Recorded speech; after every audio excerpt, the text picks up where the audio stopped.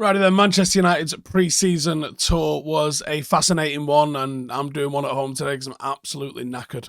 And it's been a hectic one. For those who watch carefully, I think it taught us a hell of a lot about Erik Ten Hag and the players at the club. I think we had a real look where we're at with our preparations, and now it's time to reflect. I think it's time for us to look back at what went right, what went wrong, and what still needs addressing as we look to start the season 7 days from now. We had assertive wins against Lyon, Leeds, Arsenal, and Lens, giving us all hope for what is set to be a hell of a competitive Premier League season, certainly one of the most in recent memory. I think there are many things to look at here, but we like nice round numbers, don't we? And 5 is a great one. So let's get into it. First and foremost then, a constant learning curve. Every single pre-season matchup that we had seemed to put us up against a new challenge with a different strength and a different weakness and maybe a different focus. And we faced high presses, low blocks, diamonds, long balls, teams that play out from the back, massive clubs, up-and-comers, and Arsenal. We've had success and we've struggled at times. And pre-season for me wouldn't be a pre-season. The fundamental thing about pre-season is these are training games you get to watch. These aren't competitive matches.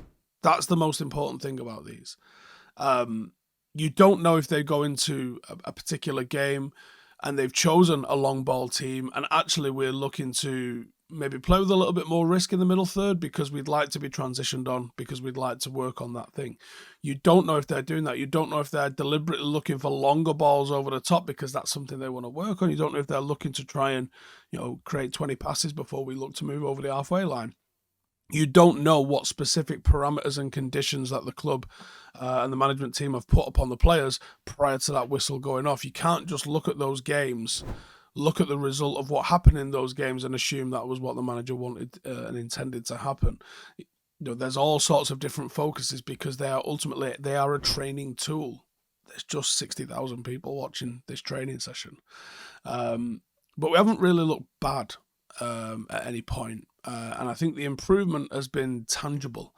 And we've seen players that have improved dramatically as well. Although I thought he was quite poor in Ireland, or at least ordinary in Ireland, I think would probably be fairer. Wan-Bissaka's improvement is ridiculous. Garnacho has looked ridiculous. Anthony and Rashford sort of were quite flat through pre-season, but in the last game sort of took a step up, and I would rather it go the other way around. Rather than start pre-season on fire and drop in the last game, if you had a choice between the two, it would be this one. There's a lot of pressure and stuff getting demanded on the forwards. It was obvious we were trying different formations, false fullbacks coming rolling in and out.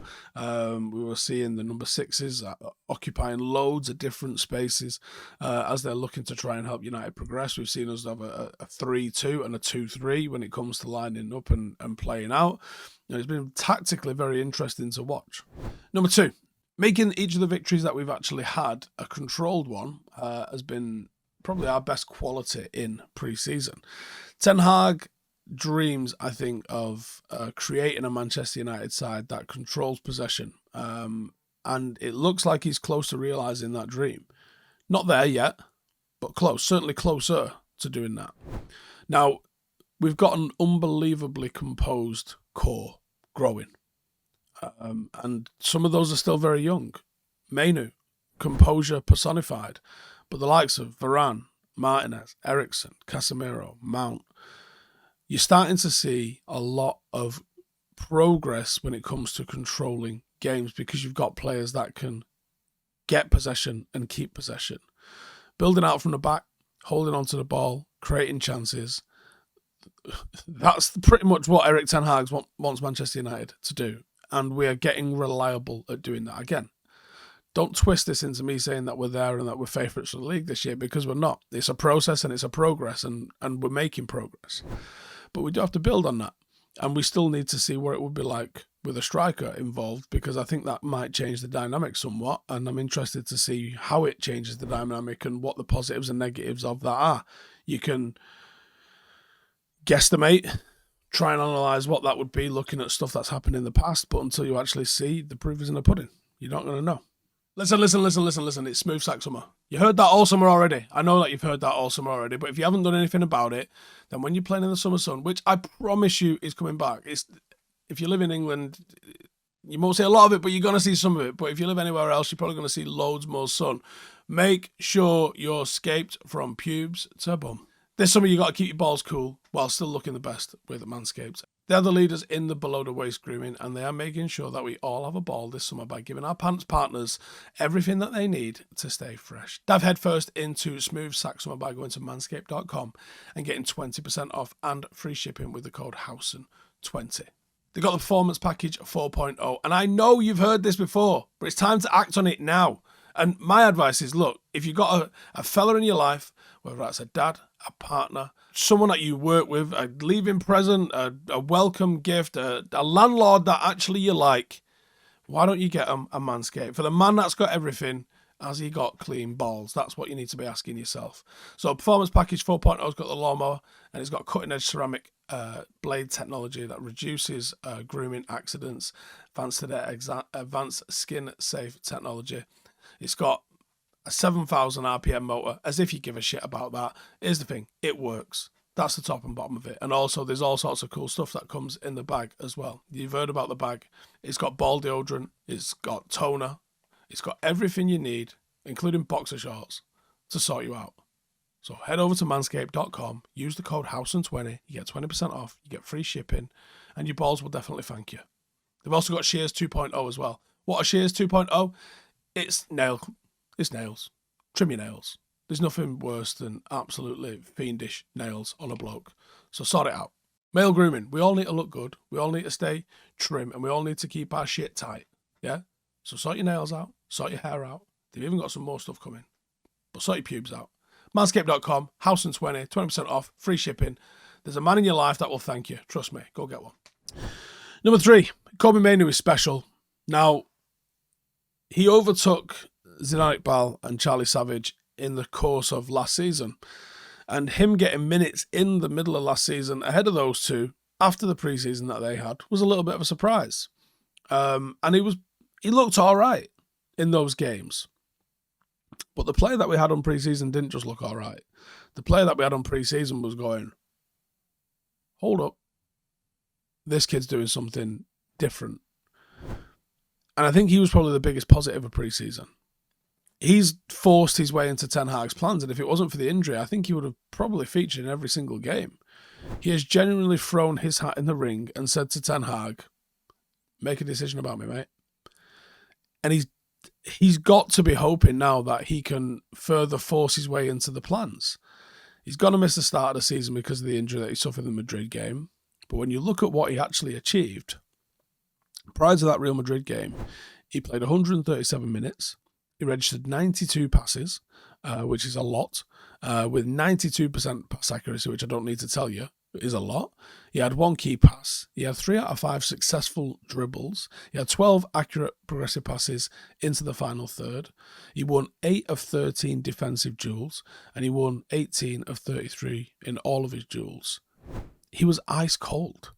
He was mature, and the maturity was the most impressive thing, I think. When you come through United, outside of a couple of sort of outliers, like an Angel Gomez springs to mind, most of the players that come through United are athletic. They've got a physique on them, and they've got an engine on them. That's sort of one of the gimmies in academy football, is that they're professionalised younger and younger, which means that they're coming into the first team maybe a little bit on the lightweight side, but like with the pathway to get to being, quite a well filled out athlete.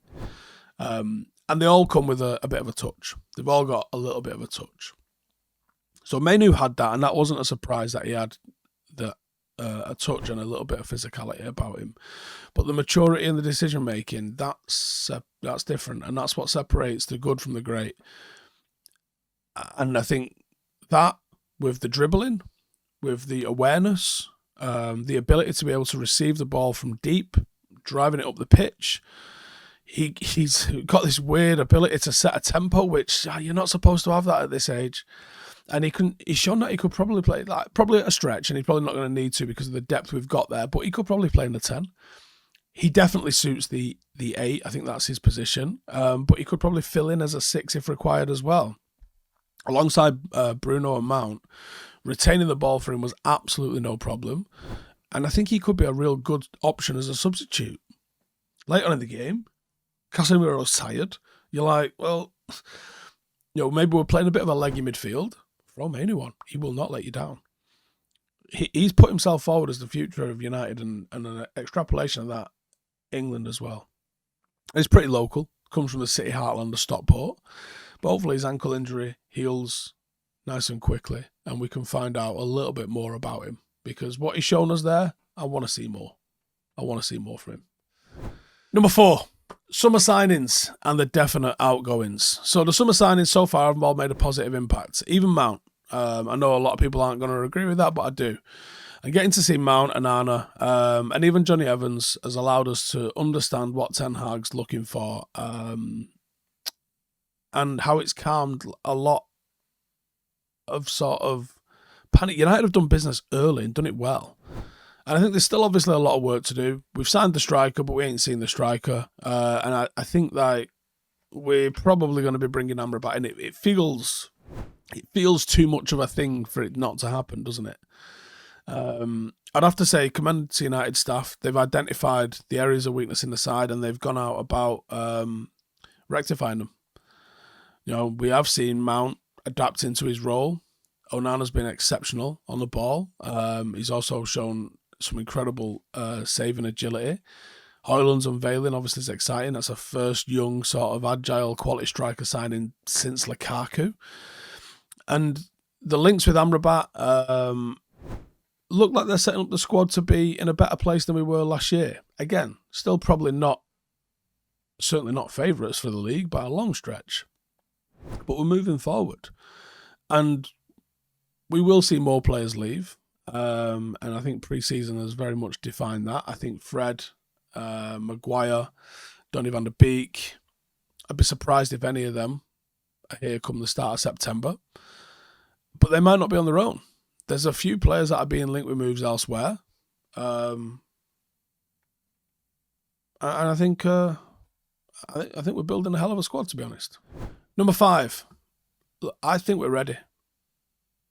I do. I think we're ready. I think the Lens game shown us that we are ready to play Premier League football. There was a sharpness to the fitness, the transitions, the second half. But I mean, the first half wasn't bad.